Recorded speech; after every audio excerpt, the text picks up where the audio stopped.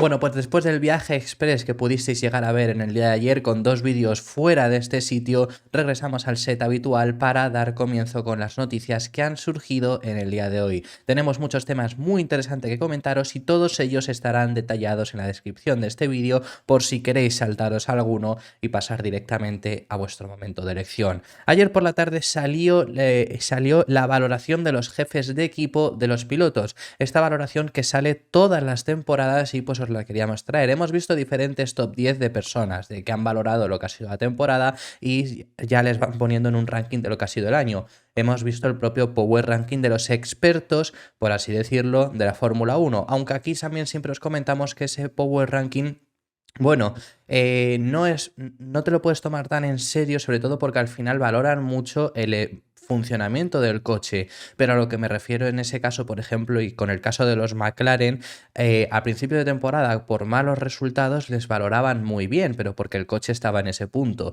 y luego pues les valoraban en base a el sitio donde estaba donde estaba McLaren. Pero, por ejemplo, con Aston Martin, como empezaron tan arriba, a final de temporada no les valoraban tan bien porque Aston Martin no estaba en la misma posición que estaba anteriormente y le valoraban peor a los pilotos. Así que bueno, en ese Power Ranking, el problema de hacer una valoración toda la temporada y luego sacar la media es que pasan ese tipo de cosas. También es una forma diferente de hacerlo. En el caso de los jefes de equipo, a final de año le piden una valoración donde dan un listado de 10 y se reparten puntos. El mismo sistema de puntuación que tenemos en las carreras. El primero recibe 25, el segundo recibe 18 y así sucesivamente hasta llegar al décimo que recibe un único punto. Por lo tanto, de máximo en este top 10 puedes llegar a recibir 250 puntos, que son los 10, si recibes 25 puntos de los 10 jefes de equipo, si quedas primero en todos. Eso es lo máximo que se podría obtener y esto es algo que se va haciendo durante los últimos 6 años, esta valoración de los jefes de equipo, que también me parece bastante representativa.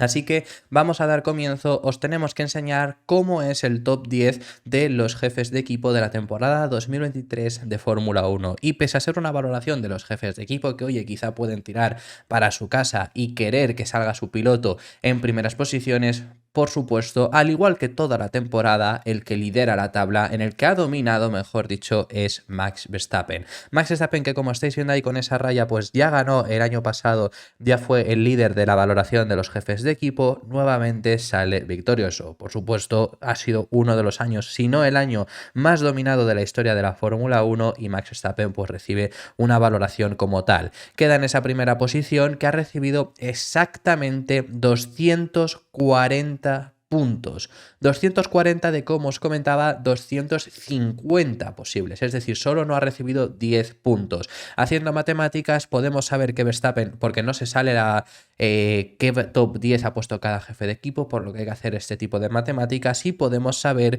que Verstappen ha recibido 9 por parte de 9 jefes de equipo ha quedado en primera posición, por parte de un único jefe de equipo quedó tercero y esa es la forma en la que ha obtenido esos 240, que también te digo, me encantaría saber quién ha sido ese jefe de equipo que le ha puesto tercero para saber quién se ha puesto por delante de Verstappen, porque desde luego que el año de Max es el mejor de toda la temporada. Y en segunda posición, la valoración de los propios jefes de equipo es Fernando Alonso. Fernando Alonso, que es el piloto que más puestos asciende en comparación con el año pasado, lo podéis ver ahí que ha subido 6 posiciones en comparativa con la temporada anterior y queda con esa segunda posición, bastante lejano a Verstappen, la ha superado por un poco más de 100 puntos de diferencia frente a Alonso, pero es el piloto que más cerca se ha quedado. No solo es nuestra opinión, no solo es la opinión de los españoles como mucha gente intenta decir, hasta la opinión de los mandamases de los equipos, de los jefes de equipo, de los team principal, se encuentra Fernando Alonso en ese segundo lugar,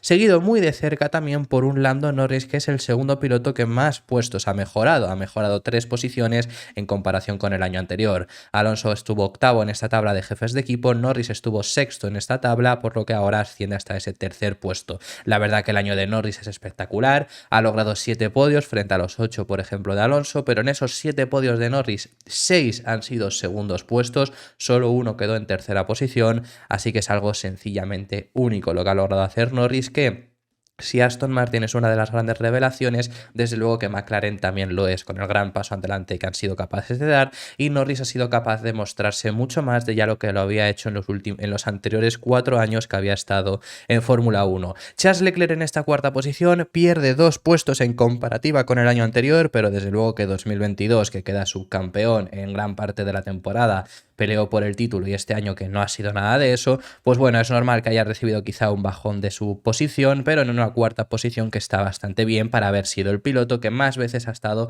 con la posibilidad de ganarle a Verstappen, que luego lo complicado era ganarle, pero en el final de temporada sobre todo ha tenido varias oportunidades y ha quedado en esa cuarta posición. A mí la posición que más me sorprende es la de Hamilton. Sí que es verdad que por supuesto Norris y Leclerc y Alonso están ahí, pero Hamilton ha quedado tercero en el Mundial de Pilotos, aún así queda quinto en esta valoración de los jefes de equipo, perdiendo una posición en comparación con el año anterior. Ha peleado frente a Sergio Pérez hasta la penúltima carrera por el subcampeonato. Yo creo que podría incluso haber quedado cuarto, pero bueno, la verdad que no está mal esa quinta posición tampoco para Hamilton. Carlos Sainz es el último piloto que asciende posiciones con respecto al año anterior. El único piloto que fue capaz en una temporada donde Red Bull ha dominado, el único piloto que fue capaz de batir a uno de los Red Bull. Le vemos en esa sexta posición. Luego tenemos 2 nuevas entradas. Oscar Piastri, que al final es rookie. Completamente lógico que sea una nueva entrada porque el año pasado era imposible que estuviese, que queda en ese séptimo lugar, ha maravillado a todo el mundo, incluido a los jefes de equipo, y en octavo lugar Alexander Albon, que desde luego pues el año anterior no estuvo entre los 10 primeros, este año ha hecho una temporada exquisita y queda en esa octava posición. Russell pierde 6 posiciones, al igual que las había perdido Alonso, ahora las había ganado Alonso, ahora las pierde George Russell, quedó tercero el año anterior, queda noveno esta temporada. No ha sido el mejor año de Russell, incluso yo he planteado cuando he visto este top 10 de si merece estar entre los 10 mejores o no. Los jefes de equipo sí que han creído como tal, pero queda en esa novena posición. Bastantes errores, un ritmo que en muchas ocasiones ha estado muy parejo al de Hamilton, pero pocas, por no decir que prácticamente ninguna, salvo en alguna ocasión en clasificación, ha sido superior a su compañero de equipo, y al final del todo queda en ese noveno lugar junto a Sergio Pérez, que cierra la tabla de los 10 primeros pilotos. El año pasado quedó quinto, este año décimo. Sí que es verdad que ha quedado subcampeón, una mejor posición que el año anterior, pero ha logrado incluso menos puntos que en 2022 y ha quedado una mayor diferencia frente a su compañero de equipo. Así que esta es la valoración que deciden los jefes de equipo para esta temporada. Dejadme en los comentarios vuestras opiniones si creéis que es bastante buena, si creéis que está bastante bien hecha, o de lo contrario cambiaréis algunas cosas, pues dejárnoslo en los comentarios, que estaremos encantados de recibiros. Y por cierto, tenemos que hablaros acerca de la renovación de Fernando Alonso, un tema que esta semana habíamos hablado inclusive, y estas últimas semanas se había estado hablando de cuánto duraría Fernando Alonso, pero ahora os tenemos que hablar específicamente de esa renovación. Siempre os hemos contado que Fernando Alonso, por lo menos lo que se informó cuando fichó por Aston Martin, es que tenía un contrato de 2 años asegurados, 2023 y 2024, más 1 opcional. Ese más 1 aún así hay que activarse, por supuesto, y seguramente tienen que activarse por las dos partes. Si uno de los dos no quiere, no se activaría. Pero todo hace indicar por ahora, según informa Motorsport Italia, que Fernando Alonso tiene bastante encarrilada la renovación. Aston Martin le quiere, siempre lo han comentado, Mike Crack públicamente ha dicho que quieren renovar a Fernando Alonso, no hay ninguna duda sobre ello, y mientras el asturiano quiera continuar, va a tener la renovación por parte del equipo de Silverstone, por lo que la pelota está en el tejado de Fernando, pero también informan que él quiere renovar mínimo un año más, mínimo ese 2025 sí que lo querría disputar. Así que siempre y cuando demuestre un rendimiento similar al que demostró en 2023, Aston Martin va a renovarle, tal y como informa Motorsport Italia.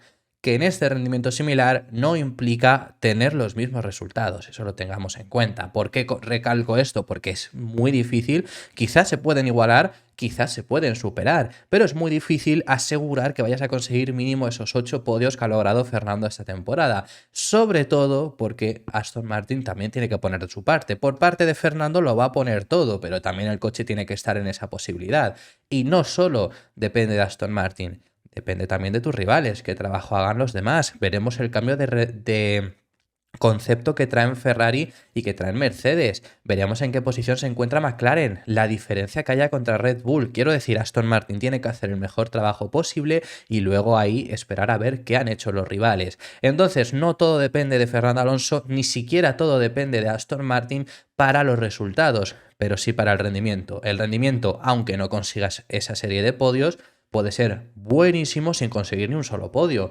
Hemos estado durante muchísimos años sabiendo que Alonso estaba haciendo temporadas bestiales sin ni un solo podio. 2022, pese a todas las complicaciones que tiene por fiabilidad por culpa de Alpine, es un año muy bueno del piloto asturiano. Así que lo que quiero decir es que lo que él tiene que hacer es rendir bien y Aston Martin querrá renovarle. Bueno, querrá renovarle, ya lo quieren renovar porque esto Mike Crack sí que lo ha dicho públicamente, pero será más fácil conseguir ese +1 opcional que contaba con su contrato. Luego ya aquí está la duda si 2025, aunque no esté ahora mismo en su contrato, yo creo que nadie dentro de la Fórmula 1, ni dentro de Aston Martin y demás, piensa que Alonso no vaya a estar en 2025. Además, es un año continuista también, es como de 2023 a 2024. De 2024 a 2025 las normas prácticamente no cambian, los coches son una evolución, los coches se van a manejar de forma muy similar. Quiero decir que no tiene sentido, salvo que de repente se encuentre muy mal en el final de 2024 o algo, no tiene sentido en esa siguiente temporada no estar en la categoría. Así que creo que todo el mundo da por hecho que en 2025 el piloto asturiano estará en la categoría. La duda aquí entra en ese 2026, con la entrada de Honda, con la entrada de los nuevos motores y con la entrada de algunos cambios en los monoplazas, si Fernando, con esta nueva reglamentación básicamente, si Fernando querrá continuar o no en la categoría. Desde luego que siempre os he comentado, es una puerta muy buena a marcharse y no te la juegas al próximo reglamento. Quizá te puede salir muy bien, como te puede salir muy mal, entonces no te la juegas al mal. Sabes lo que has hecho bien, sabes cómo acaba tu carrera y te marchas. Es una oportunidad muy buena, pero también es una oportunidad muy buena de volver a lo más alto. Y Fernando simplemente piensa en eso, ya os lo hemos dicho en muchas ocasiones. Yo creo que si tiene fuerza, si se ve bien, en ese 2026 seguiría. Pero eso queda todavía muchísimo. 2025 va a tener seguramente esa renovación, según la información de los italianos. Que por cierto, y también haciendo ahora una información que tenemos que hablar también con respecto a Ferrari, es con respecto a los patrocinadores. Hace unos meses se anunció, se comunicó que era muy posible que Estrella Galicia, que es la marca de cervezas que patrocina a Carlos Sainz y por ende también a Ferrari, iba a dejar de patrocinar a Ferrari. Y por lo tanto, ¿y a dónde se iban a marchar si es que seguían en Fórmula 1? Bueno, pues todo hacía indicar que sí, que iban a seguir en Fórmula 1 y se iban a ir a Aston Martin. Sí, ¿por qué? Bueno, pues porque la marca de que estáis viendo aquí en mi hombro izquierdo, Peroni, que es una marca también de cervezas, es italiana. Y esto se anunció ya hace un tiempo, a principios de año, que Ferrari había llegado a un contrato plurianual con Asahi Europe, que Asahi Europe es la marca a la que pertenece, como os digo, Peroni. Así que Peroni va a dejar de estar en este hombro izquierdo en la próxima temporada de Aston Martin. Parece que va a pasar a estar Estrella Galicia, que van a llegar con un acuerdo con la marca de cervezas gallega, y Peroni va a pasar a estar en Ferrari. Tiene también mucho sentido porque Ferrari es italiano, Peroni es italiano, Estrella Galicia es español. Tenía sentido que patrocinaran a Carlos Sainz. Si no pueden patrocinar a Carlos Sainz y por ende a Ferrari, tendría sentido que patrocinen a Fernando Alonso y a Aston Martin. A mí la duda que me entra es qué pasará con Carlos. ¿Pierde ese patrocinio de Estrella Galicia porque Ferrari no quiera, porque Ferrari tenga otro patrocinio de cervezas? No lo sé, la verdad, porque ha sido una marca que le ha acompañado durante muchísimo tiempo. ¿Pasarán a ser patrocinador de Fernando Alonso ahora? La verdad que no lo sabemos, esa es la incógnita que tenemos. En cuanto a los equipos, eso es lo que va a pasar. Estrella Galicia desaparecerá de Ferrari para dar paso a Peroni, Peroni desaparecerá de Aston Martin para dar paso a Estrella Galicia. El primer paso está confirmado, Ferrari anoche ya confirmó que Estrella Galicia no seguirá siendo su patrocinador. Así que eso por parte de Estrella Galicia. Anoche, es que ocurrieron muchas cosas en el día de ayer por la tarde. Anoche se anunció también algo bastante interesante y son las conmemoraciones del Reino Unido. A final de temporada siempre hay nombramientos por parte del rey del Reino Unido. Hace poco, 2021, se nombró caballero a Lewis Hamilton, que ya lo sabemos, por eso es Sir Lewis Hamilton, era el tercer piloto en la historia que lo recibía, y para este año hay dos nombres con relación a la Fórmula 1. El primero de ellos, y también nombrándolo caballero del Imperio Británico, por lo tanto ahora pasará a ser Sir, es Ron Dennis, el ex dueño, el ex jefe de equipo también de McLaren. Estuvo, por ejemplo, en en las dos llegadas de Fernando Alonso al equipo, tanto en 2007 como en 2015. En 2007 fue sobre todo con quien tuvo confrontación por tema Hamilton y demás. Bueno, para que pongáis un poco cara si no sabéis quién es y quizás sois demasiado jóvenes para recordarle, Ron Dennis es nombrado caballero del Imperio Británico. Sir Ron Dennis tenemos, y uno más reciente que está hoy en día en la Fórmula 1 está Christian Horner. En el caso de Horner ha sido condecorado con la condecoración de comandante de la Orden del Imperio Británico, por lo que Christian Horner pasa a ser ahora comandante. Bueno, pues simplemente era algo curioso que contaros, que haciendo referencia a lo último que hemos hablado con respecto a Horner, jefe del equipo Red Bull, os tenemos que hablar acerca del equipo Red Bull y de una noticia que salió hace escasos días. Esto sí que fue anteriormente, pero que no os lo pudimos contar en el canal. El Red Bull, el RB20, no ha pasado el primer crash test. ¿Qué es el crash test? Bueno, pues esto es simplemente una prueba de golpes que le hacen a los monoplazas. Tienen que hacérselo a todos los equipos antes de que dé comienzo la temporada. Sí, recibe daños, por supuesto, pero daños donde se realizan no hay ningún problema. En el caso de Red Bull, según informaba Motorsport Italia, habían hecho esa prueba por la parte delantera, por la parte del alerón delantero, y había recibido daños el resto de la carrocería, por lo que por tanto no pasas el crash test porque has recibido más daños de lo lógico, y entonces sería peligroso si tienes un accidente en la Fórmula 1. ¿Problemas para Red Bull, por lo tanto? En absoluto. Esto es algo normal, es algo que el primer crash test hay equipos, por supuesto, que lo pasan de primeras, pero hay ocasiones en las que no ocurre. Sin irnos muy lejos, el propio Red Bull la pasada temporada con el RB19, el primer crash test que tuvieron, no lo pasaron, para que os hagáis una idea. Y luego, o sea, no significa nada, simplemente es que el primer coche que han puesto para hacer ese test con la FIA, con la Fórmula 1, ha recibido más daños de lo permitido y tienen que reforzarlo simplemente. Lo interesante aquí no es solo eso, porque bueno, lo que os digo, no es preocupante. El problema es que no solo Red Bull, sino también Alpine no ha pasado ese crash test. Todavía no se saben bien cuántos equipos ya han hecho el crash test y por lo tanto quiénes sí que lo han pasado. Simplemente se sabe que hay dos equipos que no lo han pasado, uno es Red Bull, otro es Alpine. No habría mayor preocupación con respecto a esto si no fuese porque hay ciertos rumores de que hay uno de los dos equipos, y yo en este caso me imagino que es Alpine, pero hay gente que ya está queriendo decir que es Red Bull simplemente por el hecho de que no estén tan superiores. Hay gente diciendo que uno de los dos equipos va más atrasado de lo esperado a estas alturas, y el crash test simplemente lo ha referenciado. Es decir, que no han pasado el crash test, pero porque están yendo más atrasados que lo normal, lo que sería lógico a esas alturas del año, ya con el monoplaza de 2020. Independientemente, en teoría es Alpine, ya os lo digo antes, aunque se esté rumoreando que es Red Bull, pero independientemente sea Alpine o fuese Red Bull, tampoco es muy preocupante, simplemente van más atrasados y el crash test lo ha referenciado, no están tan preparados todavía, pero que por tema de daños, por tema de crash test, no va a hacer un coche que sea peor el próximo año. Sin lugar a dudas, esto es algo que se soluciona fácil, y en el próximo crash test seguramente las dos compañías acaben pasándolo fácilmente. Así que bueno, era lo único que os teníamos que contar con respecto a esto. Y lo último también a informaros, la oferta de Fórmula 1 en España se amplía, o mejor dicho, se mantiene a lo que hemos tenido estos últimos años. Desde 2021 llegó DAZN también a retransmitir la Fórmula 1, los derechos los tenía Movistar, pero llegaron a un acuerdo y se emitía tanto en DAZN como en Movistar. Para 2024, a partir de 2024 hasta 2026, DAZN es quien tiene los derechos en exclusiva de la Fórmula 1. Y había dudas, ¿se verá también en Movistar todavía o pasará solo a verse en DAZN? Bueno, pues ya han confirmado que tanto DAZN como Movistar han reforzado su alianza, y por lo tanto también se podrá ver la Fórmula 1 en Movistar.